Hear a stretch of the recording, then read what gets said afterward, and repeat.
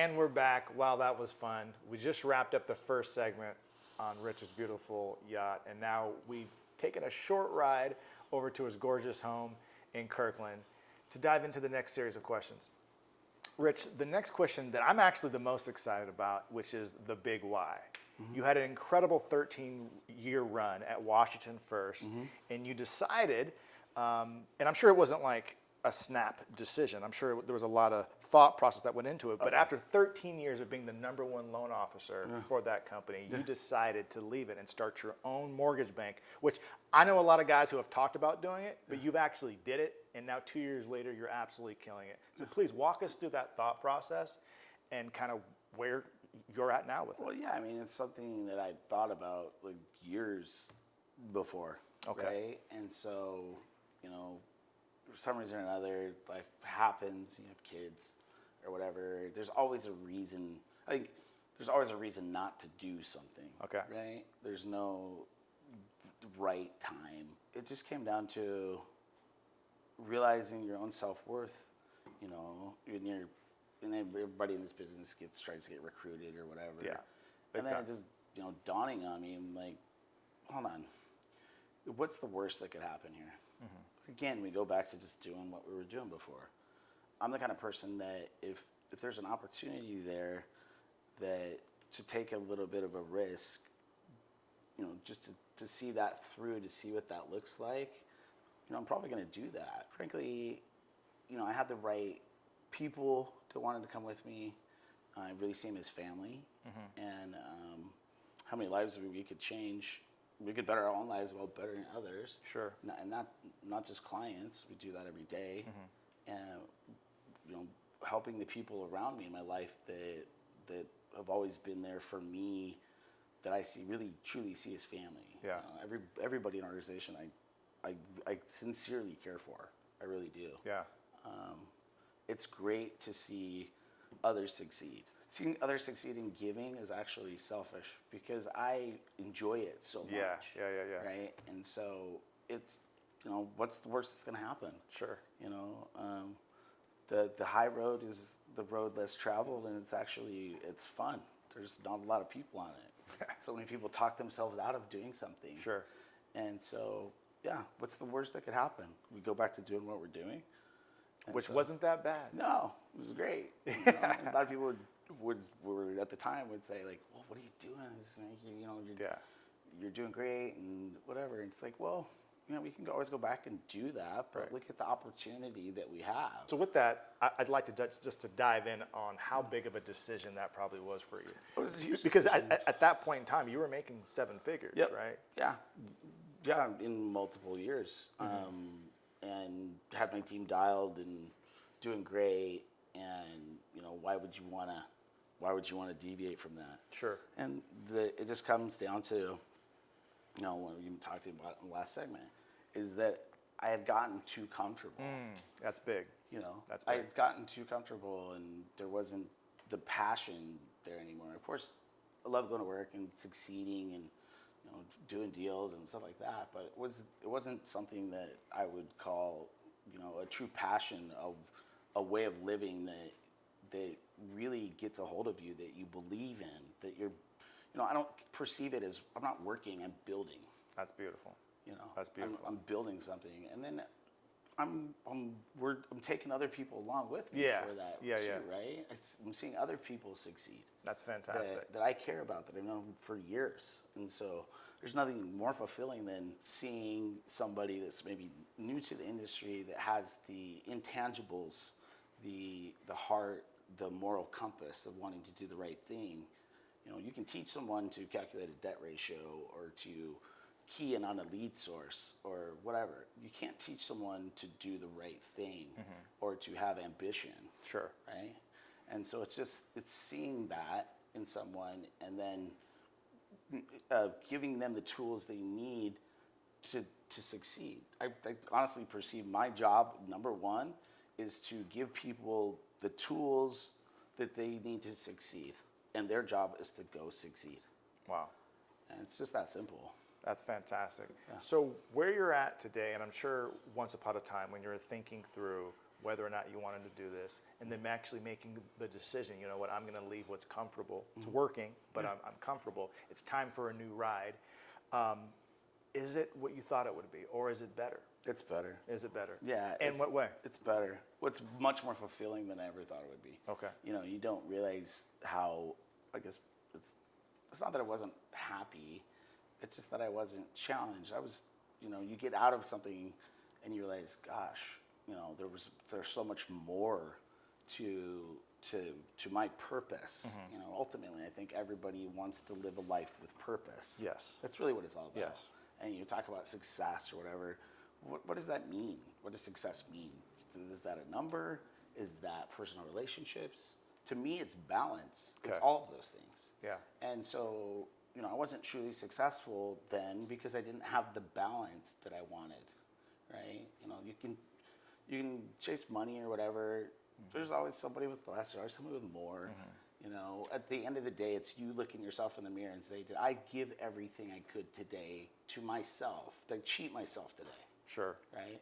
And I wasn't giving it all because I didn't believe in what I was doing. I was working, not building. Gotcha. Right? Yeah, big And so difference. there's a difference. And, you know, I believe in our core values and our mission and our people above all. Yeah, I love our people. It's the best. Speaking of people, and you talk about people a lot, and that's one thing I absolutely love about you and admire about your strategy in business, is that you really do seem to put your people first, and that's why you're surrounded with people who want to help you sort of charge the hill. Yeah. So on that, something that you mentioned to me on the way here that is just very impressive. You said that you were able to hire on and onboard about 20 people just in the last month or so? Yeah. Yeah, well, it's that's, you know, 10 or 12 days. In the last 10 or 12 days. Well, it's like anything. It's like with the spark, right? Once people kind of get it and what we're doing, it's contagious. People see it, and when they see the numbers too, you know, and they see the freedom and flexibility of what our model looks like, and they say, yeah, you know, you'd be surprised, you know, people have been doing things a certain way in this industry for so long that they haven't really had to evolve. They've gotten really well off by doing things one way, right? And sometimes it takes someone like me to come along and say, hold on, we don't have to do it that way. Okay. Right? Everybody has a box they have to color in. Sure. Right? That's the rules. Yeah. You can't break the rules. Yes. You want to exist as a company. But you can color that box however you want. Right? You don't have to conform to a certain set of, you know, ideologies or client perspectives. You can go be your own blue. Okay. And, like, we encourage that.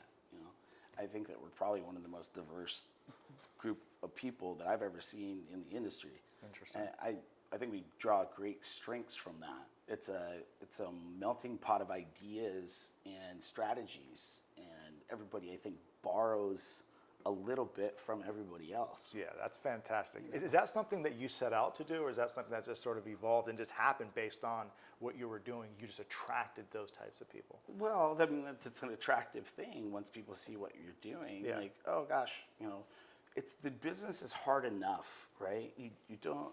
It's stressful. Everybody knows that. You get people and big amounts of money involved. It's not like a stock trade, you know. This is right here is where my kids learn how to walk. Yeah. Right. It's more than just a transaction. Sure. Right. And So much more. And so once you conceive that and understand that there's the people component in it, and that the people that do the loans, that have the clients, they're people too. Yeah. And if you can key in on those people and give them what they need, everybody responds differently, right? Yeah. I wouldn't talk to a branch manager of Seattle the same way I would talk to the top producing guy in Kirkland. Everybody's gonna respond a little bit different to different stimuli, and people in this business, you know, sometimes just forget that, right? Yeah. That we're all people helping people. That's all we're doing. I love it. I love it. So we're about 2 years in. Yeah. If you won't mind giving us a summary of sort of where we're at. How many people are on staff right now? How many loan officers? How many locations? And then if you can wrap it up by talking about, are you currently hiring? Are you looking to recruit? Yeah, What are we looking to accomplish in the next year? We're constantly expanding. Okay. Yeah, like I said, if you're not swimming, you're sinking. Right. And so we started out with just a few people. My staff laughs at me all the time. Some of the people that are closest to me that came over with me, oh, it's only just going to be a few guys, and we're just going to do our thing or whatever. And then a few more, and a few more, and a few more. Between our net branch concept that we currently have, and the way we DBA certain net branches to fit their specific market or a real estate brokerage, Which I think is super cool. yeah, I mean, the net branch concept isn't anything new. The way we're doing it is definitely different and new, and so we made it really easy to kind of custom fit, branch managers that may be unhappy where they're at. Make it ultra easy for them from a compliance and regulatory standpoint to make that conversion in the easiest possible way. Wow. With minimum disruption. Okay. And to answer just numbers, I think we're somewhere 120-ish guys, employees between admin and LOs. In 2 years. In 2 years. Wow. Yeah. Impressive. I mean, last year we tripled by 300% both volume and personnel. Brick and mortars, I think we're in the 10 to 13. Branch IDs, well into the 30s with several different DBAs. And then, honestly, I could see us, 500 to 1,000 LOs by the end of 2022. Wow. So it's fair to say that we're just getting started. Yeah. Yeah, it takes a little time to get the bugs worked out. Sure, right? sure. Just like I said, just because you're a good LO doesn't necessarily mean you're going to be a great CEO. Yes. As it turns out, You're pretty good. I really enjoy it. Yeah. Well, it's good. I mean, compared to that doesn't. Sure. The race is with yourself, Yeah. right? And you look in the mirror every night and say, "Did I do everything that I could?" And we have a long way to go. Yeah. But the road is fun. And that's what's super important. And that's what you exude. And that's why I wanted to do this deep dive with Rich, is that you definitely exude that. I mean, you enjoy the challenge. There's going to be challenges to running any business. Absolutely. Or managing 100 plus employees. Yeah. And a lot of money and a lot of risk and a lot of just hurdles. But you seem to just handle it with grace. Like Yes. yesterday, you're out with a team on your yacht and celebrating and sort of culture building. Yeah. But then you got up at 4 o'clock in the morning and went running. Yes, and it's 100% about culture. Look, if I don't believe in what we're doing, how do I expect anybody else to? And once you get believers, then it's like I said, it's the snowball that starts small at the top of the hill and it grows, just like a guy's own personal business. Sure. It can't be stopped. Yeah. It's contagious. Yeah, it's now larger than you. Yes, and it has always been larger than me. I mean, I really am not crazy about the boss mentality. I don't care for it when people say that, "Hey, boss," or whatever. It's like, no, we're teammates. Yeah, yeah. We're teammates. Yeah. And so we always try to have that culture, the understanding people are people. We always, to me, a professional is somebody, when something goes wrong, fixes it in the most graceful possible way, and has the best outcome with that.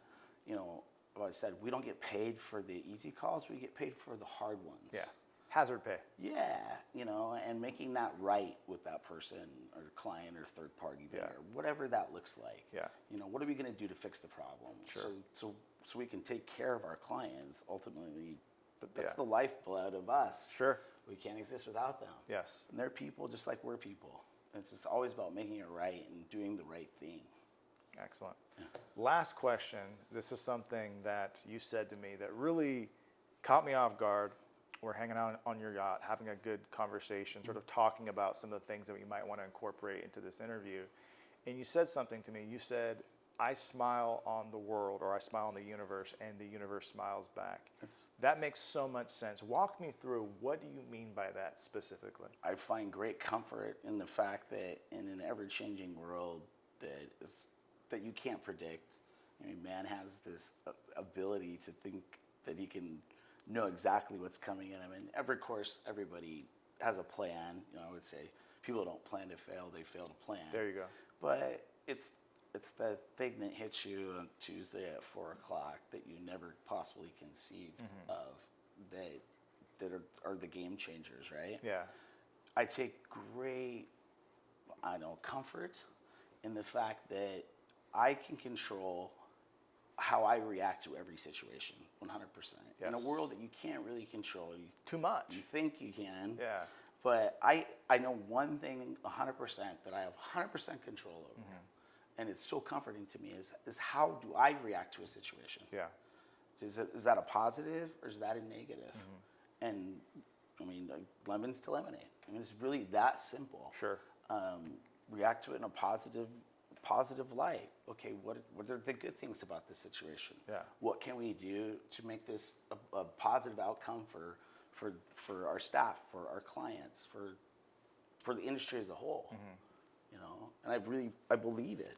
And it seems like now, because you've been able to do that for so long, you have such a good track record with yourself that you actually habitually sort of have a positive expectation for outcomes. Absolutely. I mean, you get out. You get out. You know, you get what you put out, right? Like if you're putting out negative energy, you're probably more likely to get negative energy back. Yes. Positive energy back. There's something that I always try to live by, and it's corny, cheesy, what do you call it, whatever you want. I always try to add value to the places and the people around you. No matter what you do, wherever you go, always try to give more than you take. If everybody gave more than they took, where would we be at as a society and humanity? Just give a little bit more than you take. That's fantastic. Well, Rich, thank you so much, brother. I really appreciate you doing this, inviting us to your office, to your boat, and now to your home. I'm honored and humbled to be here and happy to put out the message. Right on, brother. Well, thank you, and thank you for watching, and make sure you tune in next week.